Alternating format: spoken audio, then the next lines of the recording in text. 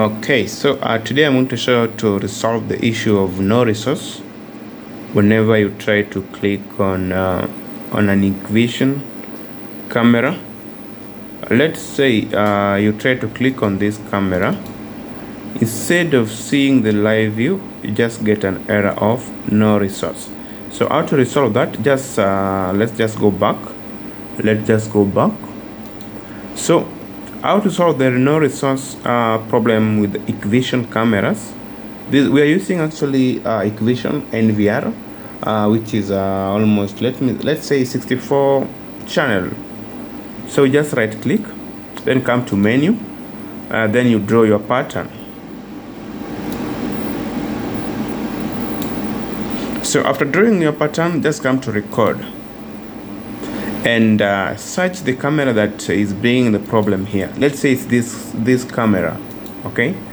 And go to parameters and also search that camera and just mark that camera and ensure that resolution is set to even 1920 1080. That's okay, but I can see here it's set to maximum, but that's also okay. And what's now being the problem is now bitrate. Make sure the bitrate is set to variable, and the video qualities you can set it maybe higher or medium is okay for storage purposes. Then frame rate, which is very, very important.